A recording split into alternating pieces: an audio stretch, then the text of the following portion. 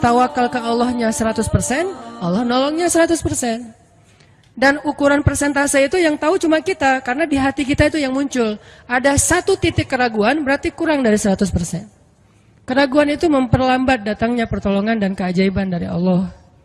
Makanya aku tergantung prasangka hambaku kepadaku. Kenapa ada orang di zaman dulu tuh kayak dapat karomah, keajaiban-keajaiban dalam hidupnya. Kayak nggak mungkin terjadi secara logika dan ilmiah.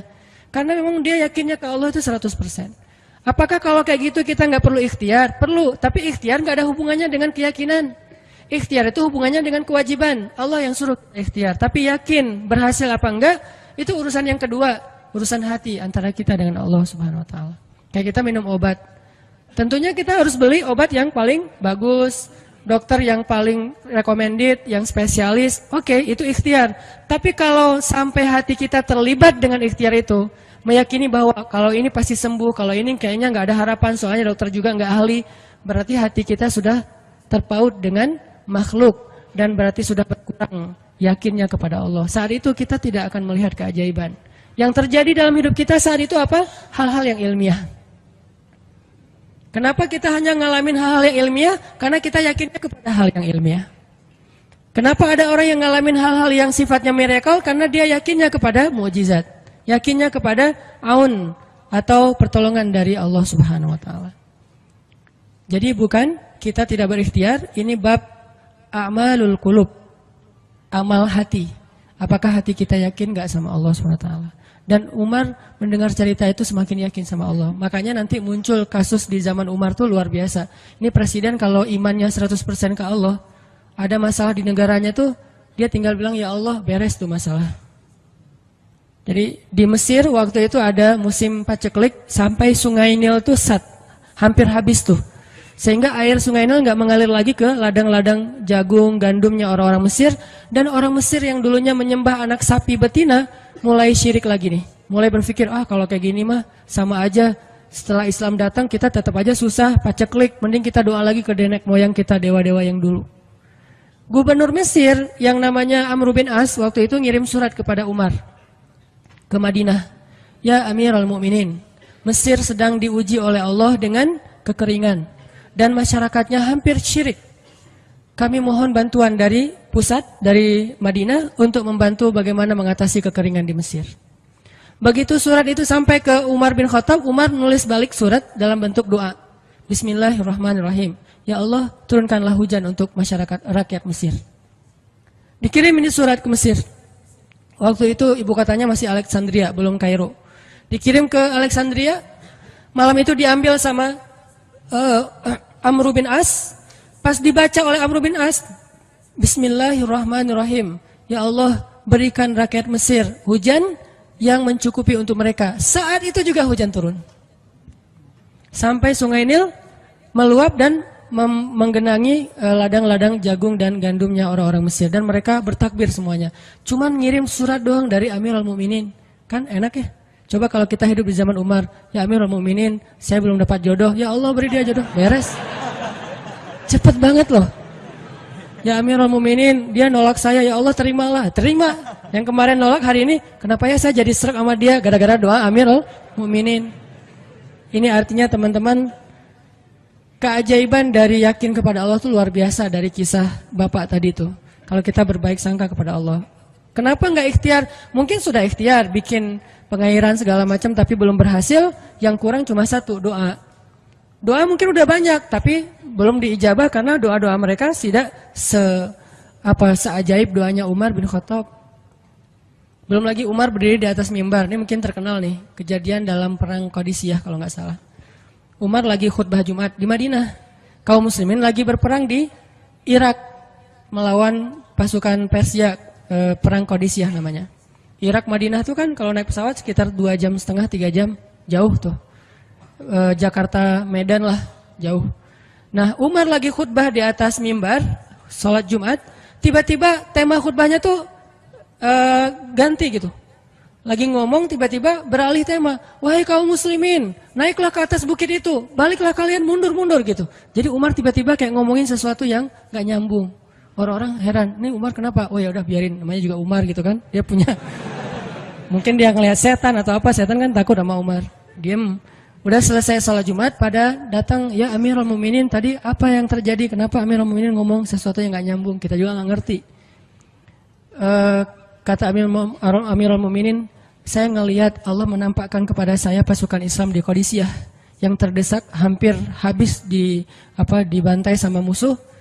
Tapi saya ditunjukkan ke sebuah bukit yang mungkin mudah-mudahan itu jadi benteng untuk mereka berlindung. Saya suruh mereka naik. Orang kan nggak langsung percaya kan? Bener gitu terjadi kayak gitu. Kalau Rasul ngomong, mungkin aku naik ke langit, Isra Mi'raj, oke lah, itu aja masih ada yang mendustakan. Ini Umar yang ngomong, bukan Nabi yang dapat wahyu. Orang nggak langsung percaya. Selang beberapa minggu kemudian, pasukan Qadisiyah pulang. Jadi utusan mereka pulang bawa berita tentang kemenangan perang dalam perang Qadisiyah. Dia cerita, suatu hari di hari Jumat, kami sedang berperang. Kami terdesak, hampir habis dibantai sama musuh. Udah nggak ada jalan untuk berlindung. Tiba-tiba kami mendengar suara Umar. Amirul Mukminin berteriak, wahai kaum muslimin, naiklah ke atas bukit ini supaya kalian terlindungi. Akhirnya kami mundur naik ke atas bukit dan selamat waktu itu. Berarti benar-benar terjadi. Kok bisa? Ya, qadarullah. Ini keajaiban iman mereka. Apakah kita bisa ngedapatin pengalaman-pengalaman kayak gini? Bisa, kalau keimanan kita dengan level yang sama.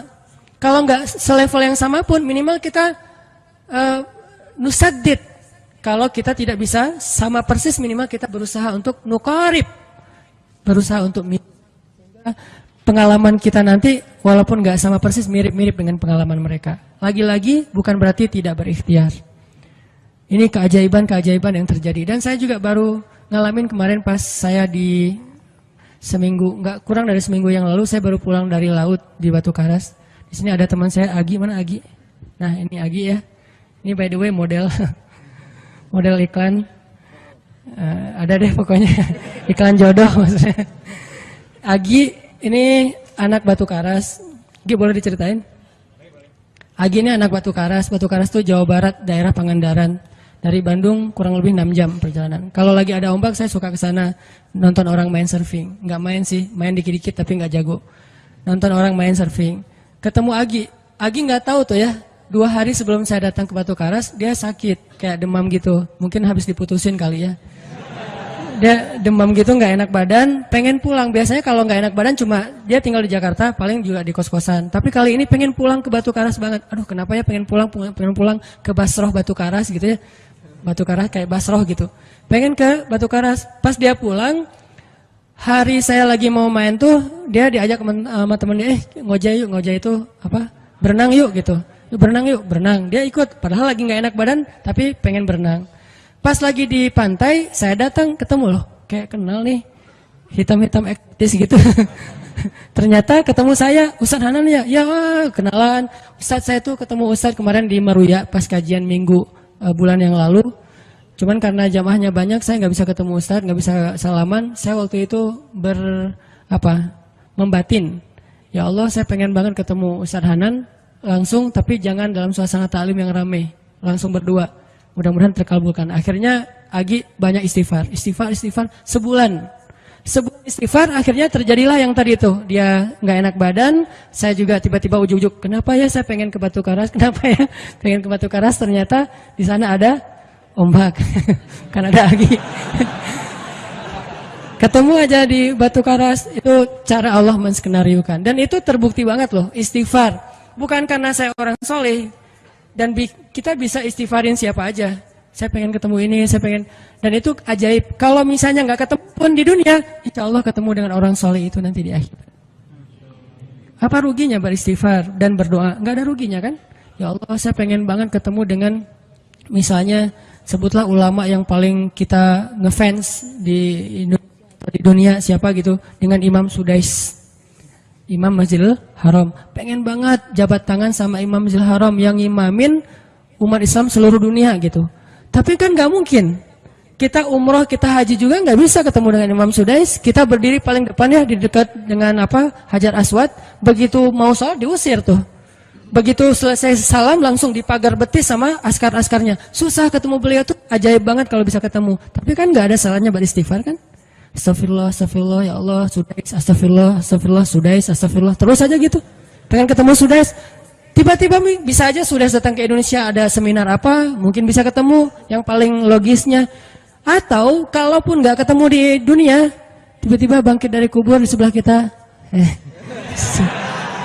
Siapa? Kan kamu sering manggil saya dulu, siapa? Sudais yang mana ya?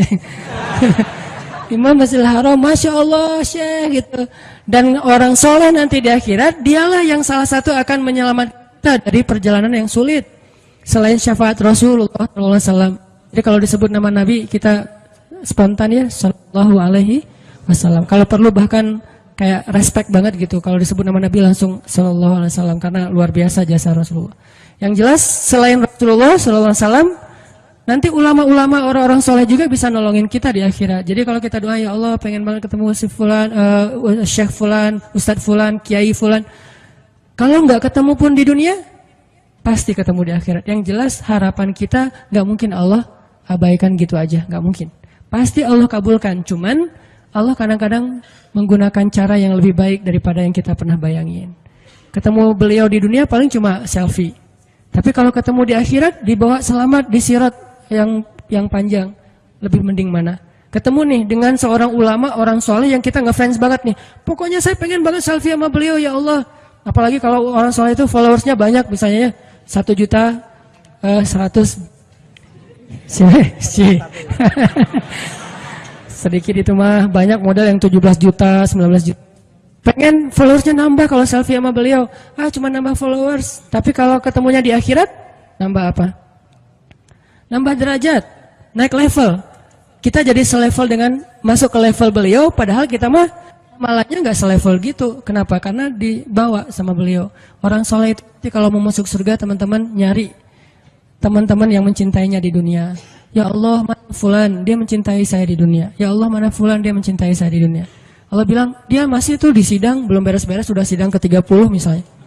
Kan sidang di dunia aja satu kasus berpuluh-puluh kali kan, gimana sidang akhirat lebih berat lagi tuh. Ya Allah, tolonglah dia, selamatkan dia, karena saya mencintainya selama di dunia karena engkau. Akhirnya orang-orang soleh pada balik lagi. Dari surga, balik lagi ke padang mahsyar. Demi ngapain? Demi menyelamatkan orang-orang yang mencintai mereka semasa di dunia. Datang ke padang mahsyar, cari ke bagian informasi. Tolong dong yang namanya ini gitu, panggilin. Perhatian-perhatian, Hanan At-Taki dipanggil sama Syekh siapa gitu. Saya dipanggil, datang aja. Mas, saya yang dipanggil, benar Hanan At-Taki? Ya, mana coba buktinya? Aduh, saya lupa bawa kartu nama. KTP misalnya. Udah pasti tahu lah ya malaikat sama kita. Udah, masuk aja. Tuh ada yang nungguin di business lounge gitu. Jadi ada VIP lounge-nya gitu kan. Oh, saya boleh masuk VIP lounge-nya, masuk ke VIP lounge. Udah sampai di sana, udah ada makanan segala macam, mereka lagi duduk. Kayak asa kenal nih, siapa ya? Dekat Hanan ya? Ya, wah kita sering ketemu dalam doa. Wah, akhirnya pelukan. Ada apa Syekh? Yuk ikut saya ke surga, kan enak banget kan? Terus sidang saya gimana? Udah beres, diberes sama teman-teman saya di sana. Saya banyak teman di dalam gitu. Saya banyak. Beres kan? Di dunia aja bisa gitu, masa di akhirat gak bisa? Tapi dengan seizin Allah dan Allah ridho dengan kebaikan-kebaikan itu. Jadi nggak ada sia-sianya juga kita. Kan dulu saya pernah cerita yang Imam Ahmad bin Hambal kan, yang pengen banget ke Basrah, dan itu ternyata terjadi juga sama Agi. Dan terjadi juga sama salah seorang driver ojek online di Bandung. Baru 2 bulan yang lalu kejadiannya. Saya lagi datang ke markasnya Pemuda Hijrah, kita sering ada kayak rapat gitu di kantor. Markas kita namanya Masjid Al-Latif di dekat Gedung Sate. Datang dari pagi rapat sampai sore. Dan saya pakai baju baju main biasa, bukan pakai baju taklim. Sebetulnya sama aja sih. Nah, waktu itu sholat zuhur di Masjid Al-Latif, saya ngimamin sama asar. Habis asar pulang. Karena nggak nyetir sendiri, saya pakai online, saya order nih. Order, pakai ojek, ada yang ngambil. Drivernya ngambil, datang, jemput, pulang. Kemana? Ke Cimahi, pulang. Di tengah jalan dia nanya, Mas sering sholat di Masjid Al-Latif itu ya? Saya bilang, ya lumayan, saya bilang. Ya itu masjid rame banget, anak-anak muda pada numplak di situ taklim. Siapa sih itu, ada imam muda, bagus suaranya gitu. Ntar, jangan GR dulu. Muzammil, oh iya Muzammil, ya bagus tuh. Tadi udah GR, ternyata salah. Oh, Muzamil, benar-benar Muzamil tuh suaranya bagus banget ya, anak ITB kan? Ya, anak ITB ya. Kalau Mas di situ sering ngimamin juga? Ya, sesekali sih saya bilang. Dia mulai curiga gitu. Suka ikut talim juga di sana? Ya, kadang-kadang saya bilang. Kenal sama Muzamil? Ya lumayan, padahal murid sendiri kan. Lumayan saya bilang.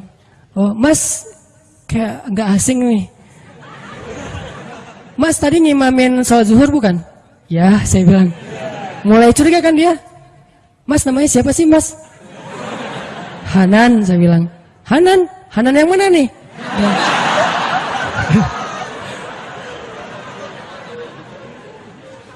Saya bilang Hanan Taki. Wah, langsung oleng dia.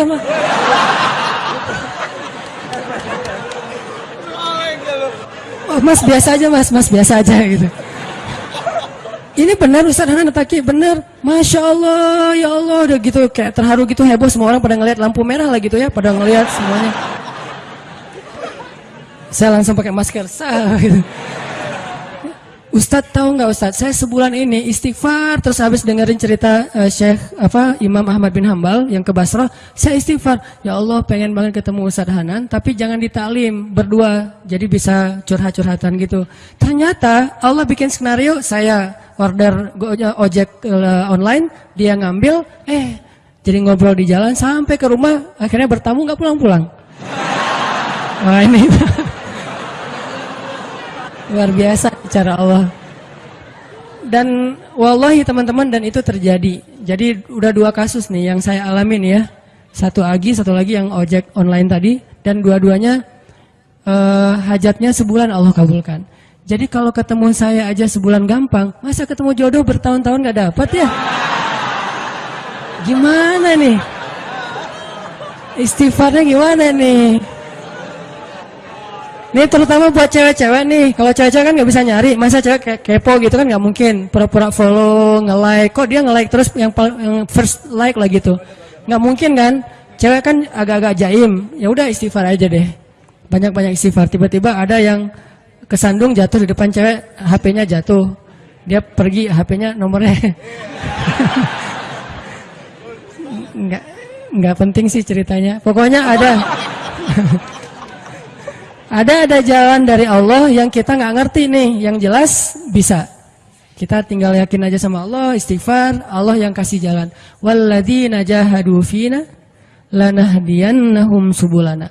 Pokoknya kalau kalian bersungguh-sungguh kata Allah di jalan kami, udah kami kasih jalan-jalan keluar yang subul, jamak dari sabil, banyak banget jalan keluar di sisi Allah.